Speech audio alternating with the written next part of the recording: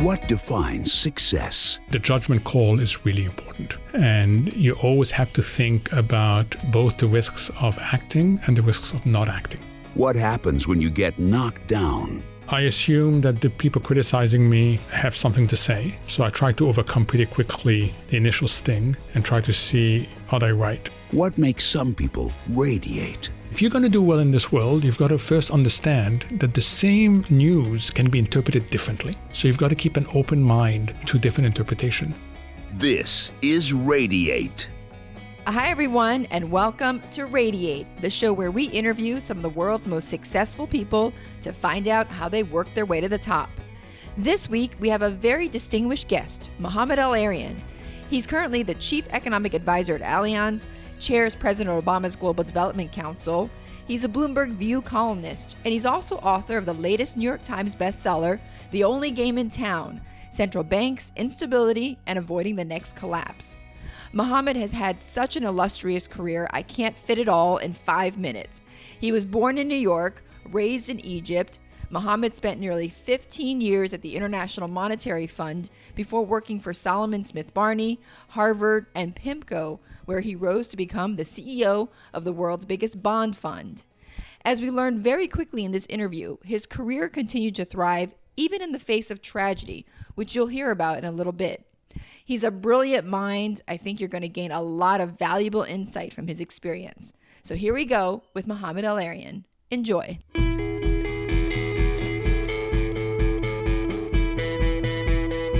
So Mohamed, great to have you on Radiate. Wonderful to be with you.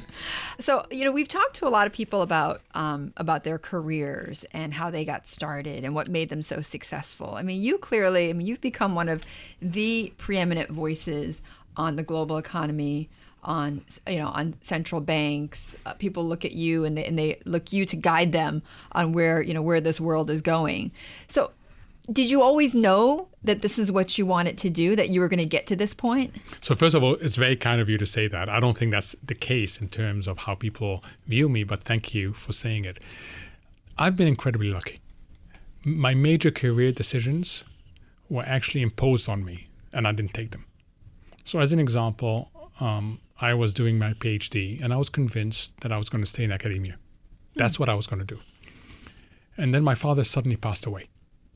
And how old were you? I was 21. My mother had never worked. I had a 7-year-old sister. And suddenly, it became really important to earn some proper money.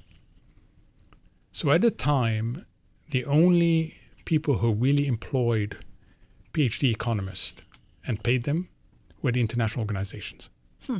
So I went to the IMF basically because the career that I had chosen was no longer the right career given the family circumstances. And it ended up being a great decision because at the IMF, as someone in your early to mid-20s, you get exposed to policymakers. You actually sit in the room where major policy decisions are taken, and you get to see many different countries, and you started to see how the sausage is made. And that for me was an amazing eye-opener. What was the biggest thing you learned during that period, that early period? That you've got to make decisions with a lot of uncertainty, that the judgment call is really important. And you always have to think about both the risks of acting and the risks of not acting. And you have to ask yourself, not the question that all of us love asking ourselves. We all love asking ourselves, what's going to go well for me? If you're a policymaker, you've got to ask the question, what sort of mistake can I end up making? Not because I want to make a mistake, but if I end up making a mistake, what is it going to look like, and can I afford to make it? And that's a very different way to think. And that for me was a complete eye-opener, to be in the room as a junior economist and see major policymakers. Now remember, this is the 80s. This is in the midst of the Latin American crisis. This is in the midst of Mexico. I worked on Mexico. I worked on Eastern Europe. So it was a real eye-opener, and I learned a ton from that experience. So if that hadn't been sort of forced upon you, what do you think you would have done instead? I think I would have had an academic career where I would have written about the theory of policymaking. I wouldn't have had a feel for how hard this is. And I wouldn't have realized that the most important intersection is economics, 1, policy, 2, and markets, 3. And that the real world happens at the intersection of these 3 things, because as an academic, I would have stayed in the economics circle, and I would not have been exposed to these other 2 circles. So tell me, Mohamed, how you went from IMF, and I mean, you trace your career for me. I mean, I think of you obviously at PIMCO, but before that you were at Harvard, and, you've traveled the world. I mean, how did you get to all of these places? So the big shift happened, the second big shift in my career was when I was turning 40. And I was very comfortable at the IMF. And the advantage of these organizations is that you can trace out your career pretty well by the time you've been there for 15 years, which I had. Was there a set path? There was a set path. At that point, I knew that I had one more step to go from deputy director to director, and that was very comforting. But I also realized I had never been in the private sector. And the opportunity came up to join what was then Salomon Brothers in London on the emerging market team. And I took leave from the IMF for 2 years because I wanted to see what it was like in the private sector. And nothing prepared me for that shift. It was a major shift. Not only was Salomon going through its own changes, so I was interviewed by Salomon Brothers. Mm-hmm. I worked at Salomon Smith Barney. And by that time I had left, it was part of Citi. And all that happened very quickly. Not only was there a major change in the platform in which I was engaged, but I also was surrounded by people who think completely differently. My bosses went from being senior people to being junior traders, mid-20s junior traders. And they were your bosses. They were my bosses. They were the profit center. I, as an economic research person, was a cost center. And it was quite a change. And it was a very, very humbling experience. And I basically started all over again, learning a language that wasn't familiar to me, and trying to translate my economic insights and policy insights into market-related issues. So it was a complete change. And again, it was a very humbling change, but one that ultimately served me well. But why did you want to do it? Because I wanted to see the private sector. I thought that by 40, my human capital was eroding. If I didn't take a risk then with my career, I would have never taken a risk. And I had always felt that I didn't quite understand the private sector. I'll give you an example. When the Latin American crisis erupted, I was sent as part of an IMF team to talk to money managers in New York. And this was a very unusual thing for the IMF to go talk to the markets. And we're sitting with a very famous money manager. And I asked a very innocent question. What's the first thing you did when you heard that Mexico could default? And he said to me, I sold Chile. For me as an economist, that made no sense whatsoever. Chile was a very well-managed economy. It navigated the crisis extremely well. It was nothing like Mexico or like Venezuela or like Argentina. So I said, well, that doesn't make any sense. That was the economist part of me speaking. And then he came back. He said, well, you don't understand how markets work. I said, well, please help me understand. He says, when people pick up the newspaper tomorrow and they read that Mexico is about to default, they're going to sell their Latin American funds. Chile is part of the Latin American funds. So Chile is going to be sold even though it doesn't have an issue. So as an investment manager, it makes most sense for me to get ahead of that trend and buy it back when it's much cheaper. And that was the first time I realized that contagion wasn't irrational. Right? Before that, I thought contagion was irrational. These markets don't know what they're doing. No, they know very well what they're doing because they're reacting to how humans behave. So if you read on the front page that Mexico is having a problem, of course you're going to sell your Latin American fund. So that transition from Mohamed the economist to Mohamed the investor, how long did that transition take? So first I went from Mohamed the economist to Mohamed the analyst. Okay. And then along came PIMCO, which was a wonderful, wonderful experience in my life. And at PIMCO, they helped me make the next transition, which is to not just analyze, but to take risk, and take risk in a way that's measured on a daily basis. And I was surrounded by the brightest minds in the business. Bill Gross had put together, and PIMCO still has an incredible set of talented people. And they taught me a lot about how to translate analysis into investment decision. And most importantly, they taught me to respect market technicals, to understand that it's not enough to have the right analysis, but you also have to respect markets, the way markets behave. Right, and sometimes not rationally, Correct. by any means. When you say risk, taking risk, what does that mean to you? I mean, how did you learn to be more of a risk taker, and were you one before, Mohamed? So, taking risk is both through what you do and what you don't do. So this has been written a lot about. When I first joined PIMCO, I was on the emerging market team. And I looked at the index, and the index had 22% Argentina.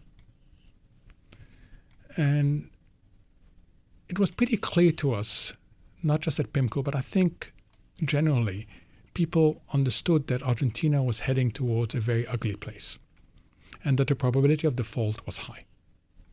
I would sit on panels and we'd all be asked, what do you feel about Argentina?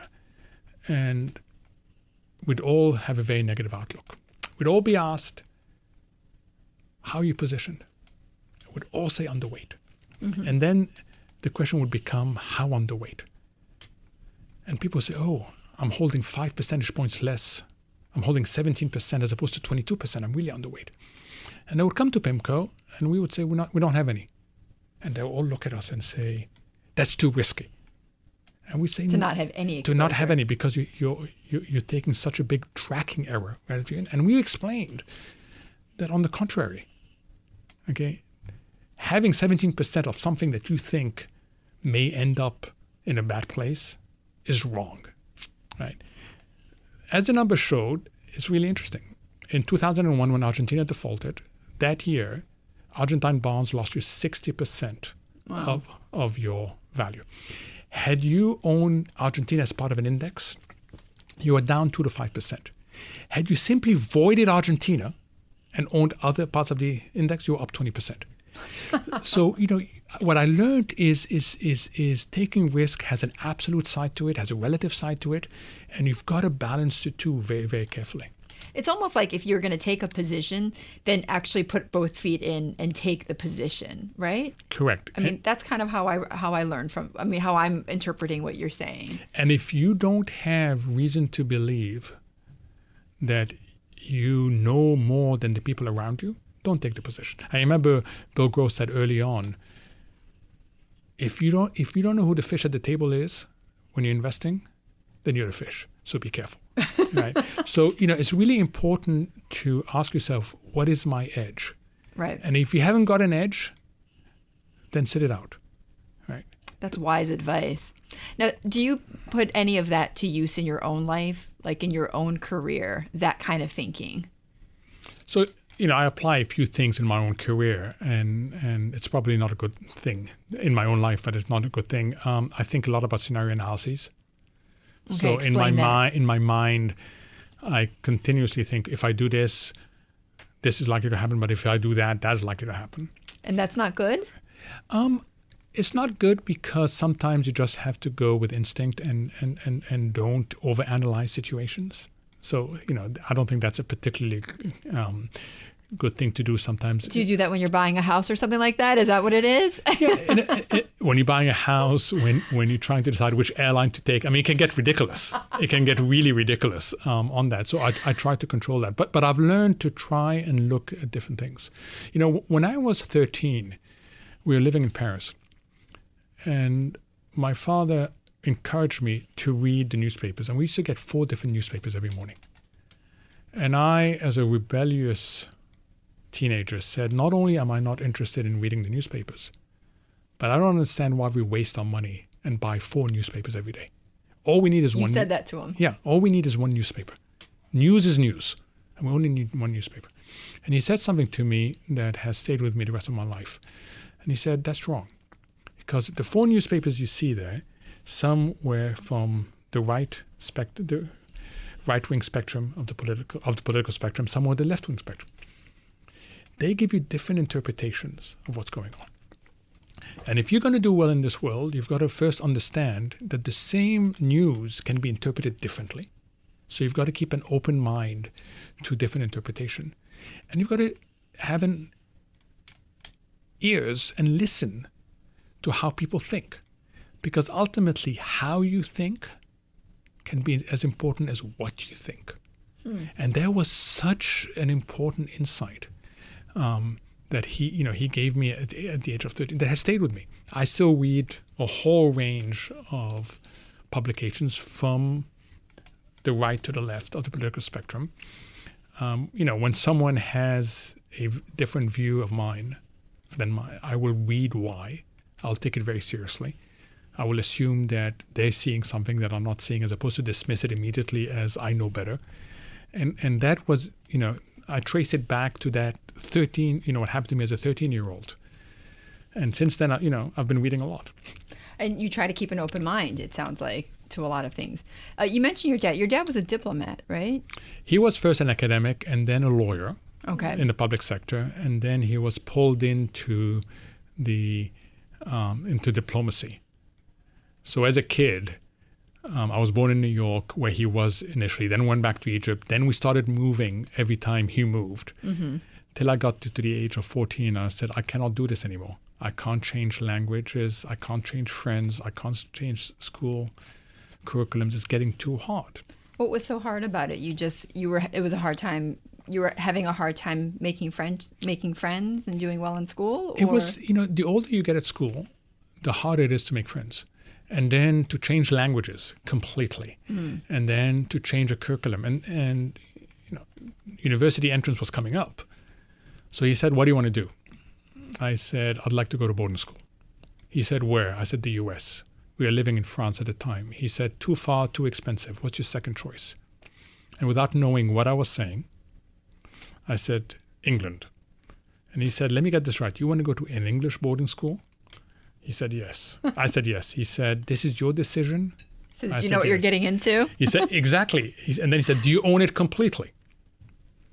And I should, at that point, if I had been a bit smarter, I would have realized that he was warning me that I better look into what I'm saying. But for me, if I couldn't go to the States... That was the second best thing. That was the second best. Why? Because I studied English. Right. And I didn't realize that he was actually telling me something that I should have known. So, it was quite an experience. But did you, in the end, were you glad you did it? Yeah, in the end. But my first 3 months were the hardest 3 months of my life.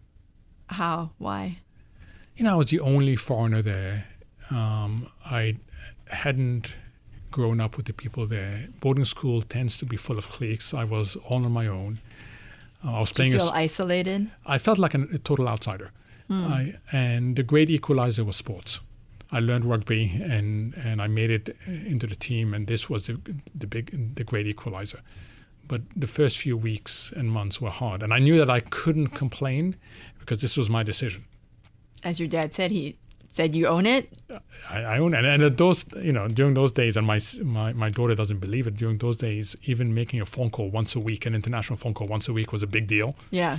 Right. So it's not as if I was texting and sharing with them everything that was going on. On social media, That's right. On Facebook. By the way, are you on Facebook now? I am. I have a Facebook account that basically picks up my tweets, but I'm not an active Facebook. I think I made a huge advance by being on Twitter. Yes. Okay, and that's about it for now. And you're quite popular on Twitter. Now, you mentioned about being an outsider. I'm always curious when I talk to people who are very successful. A lot of successful people feel like they are outsiders. I mean, do you still feel that way? Yeah, to a certain extent, because I've had such a diverse background. Lived in many different countries. Started out in one career, ended up in another career. So yes, a little bit as an outsider. It's not as extreme as it was at boarding school. But you know what? It's an advantage because you question a lot more. Because you haven't been raised in a certain conventional wisdom. So you question a lot more. What would you say is one of your biggest career mistakes, Mohamed? So the first big mistake I made was in my university interview. And that was also very important in terms of being formative. I was going to be interviewed at Cambridge. And my economic teacher at school said, read this book, which had just come come out, read it. I don't care how you do it, but you've got to talk about it in your interview. And they're going to be so impressed that you've read this book. So I read it and I prepared this perfect monologue. And off I went to the interview. And I knew the interview was going to be 45 minutes. And 40 minutes into the interview, I had not mentioned the book. And I was starting to panic internally because this interview could end in any minute. And we were talking about something completely different. And I said, oh, and this reminds me of the book. So I tried to pivot the conversation. Two people were interviewing me. One who had been doing all the talking, and the second one who had been taking notes. And out of the corner of my eyes, I saw the second one put down his notes and smile. And he asked me, well, tell me about this book. And then I went into a perfect monologue about the book. And my confidence was increasing, and I thought, this is great. I'm going to really impress him. And then he said, okay, that's fine. So let me ask you one question. And then he asked me a question that destroyed the whole thesis of the book. And suddenly, everything that I had said had fallen apart. Then he got up, and this was his room. He got up to his bookshelf, pulled out an off-print, which was the review of the book, and gave it to me and said, you know what? Just because you read it in a book, does it make it correct? You have to be more critical in how you think about things. I came out of that interview devastated, absolutely devastated. As it turned out, I did get in, so I must have done something well in the exams that followed. But for me, that was a real lesson from a mistake, because all I did is I simply repeated like a parrot what I had read without thinking about it. And so it taught you the importance of critical thinking? Of critical thinking, of questioning how someone comes to a conclusion, right? And not just accepting it simply because it's printed on a book. And in those times, something on a book was regarded as the Bible. The Bible, yeah, the gospel. When you look back on your time at PIMCO, do you have any regrets? It was a wonderful time. I worked with amazingly talented people. Bill surrounds himself with talent, and he has an ability to interact. And I was very lucky in the sense that I learned a tremendous amount. And I will always look back on it as a wonderful time in my life. And I have lots and lots of friends at PIMCO, and they're great. You still do? Yeah, I do. It's. Do you miss it? What I miss is the intellectual stimulation. I miss being in that investment committee with people that are a ton smarter than me, who feel confident to question each other, who know that it's not about ego, it's about getting to the right answer for your clients. And that was 4 times a week. We would be in that room for up to 3 hours, 4 times a week. So I miss... And you love that. I absolutely adore that. I adore that. I love, bringing in the various specialists that PIMCO have that are really qualified to talk about an issue and debating with them. So I miss that enormously. But it was the right time in my life to try and get a better balance between, personal things and work things, because I was traveling so much of my time, and it was time for a change. Did you have a fear, though, that once you left PIMCO, that it would be hard to keep, the level of power is the wrong word, but the stature, right? Were you fearful in a way that it would be hard to transition out of that? So that never occurred to me. What I was afraid of is I would become lazy. Right? You? Yes, me. That I would become. So what I did is I did something that PIMCO taught me, which let structure do the heavy lifting. Structure your life in such a way that you end up doing what you want to do. So simple things like committing to write a book, like writing for BloombergView 2 to 3 times a week, writing for the Financial Times twice a month. All these things were there, they were structured, and they kept me engaged. And I ended up learning a lot. And when you have to write something, when you know that many people that you respect are going to look at it, it really is a good disciplining tool.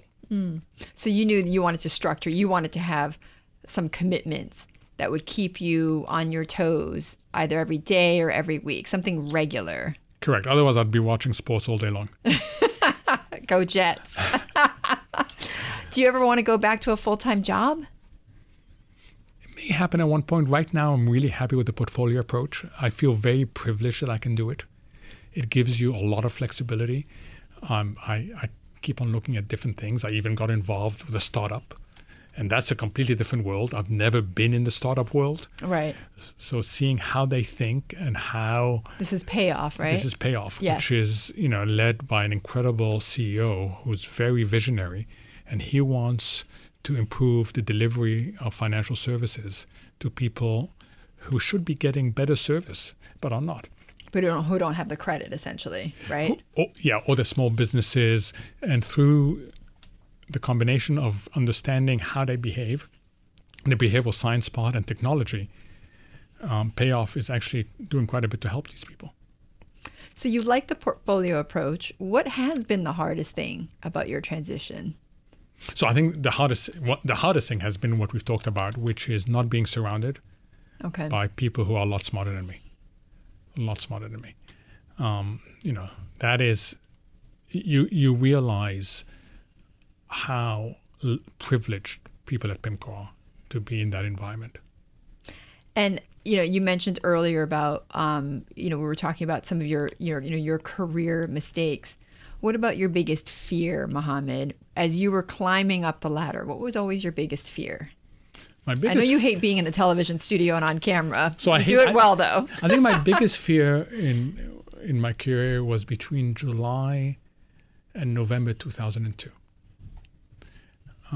Brazil was going to pieces.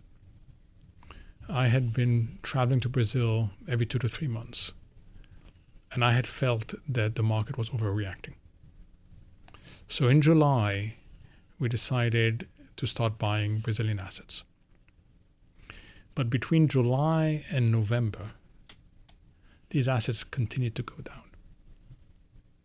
And I would visit Brazil, and I'd come back and I say, the market's overreacting.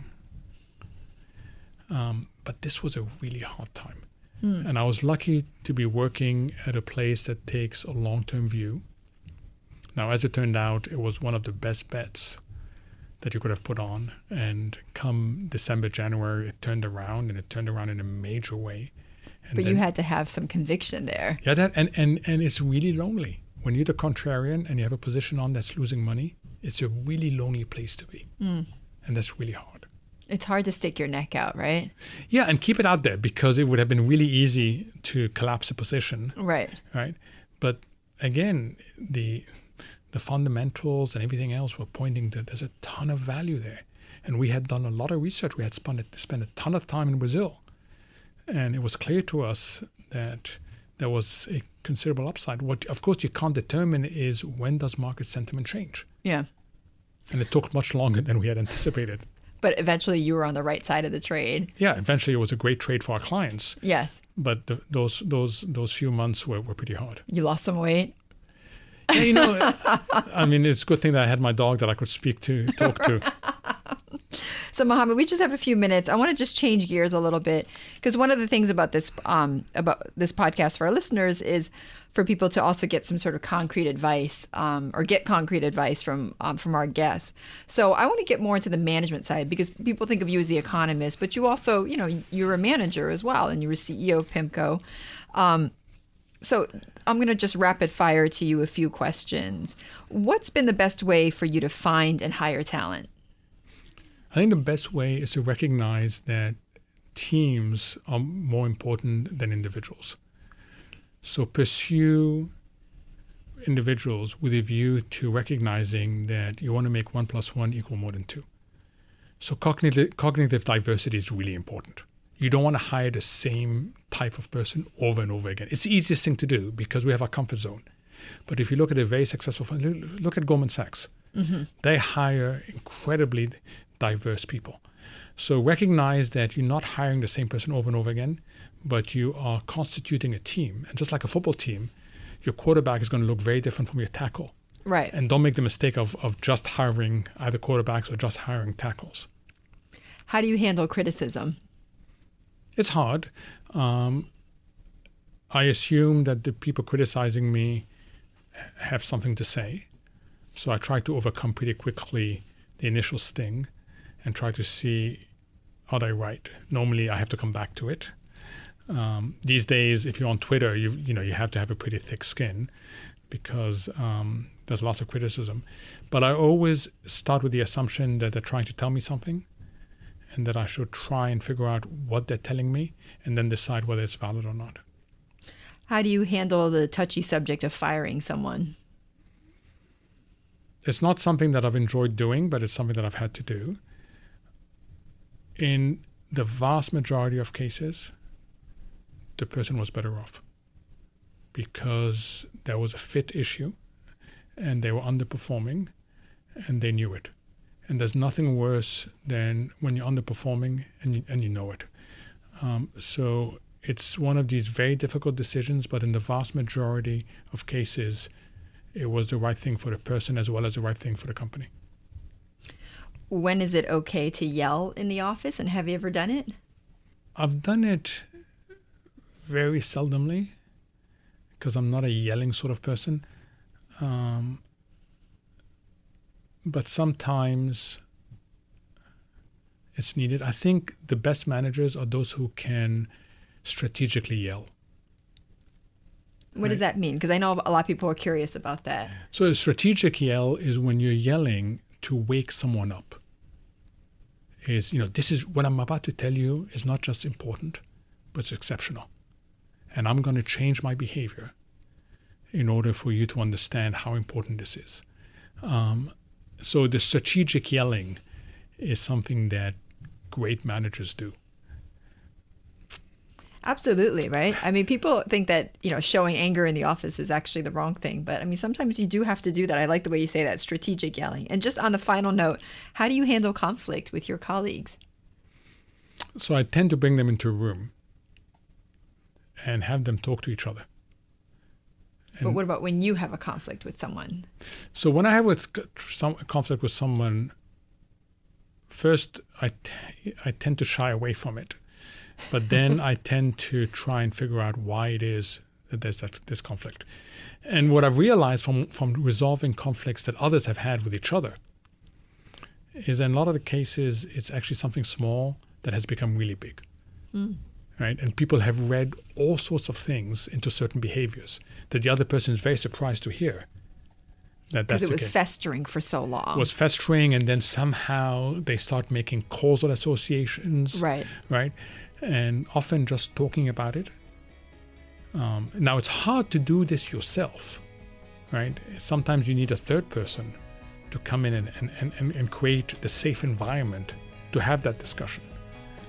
So I've normally been the person who has created the safe environment for other people to talk to each other about why it is they're having conflict.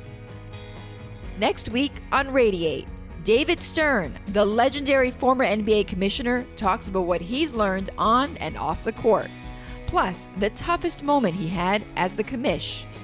Thanks for joining us. I'm Betty Liu. If you liked what you heard, please take a moment to give me your thoughts and opinions on our survey at radiateinc.com/feedback. Please also like and review us on iTunes and find me on Twitter, Facebook, and LinkedIn. See you next week on Radiate.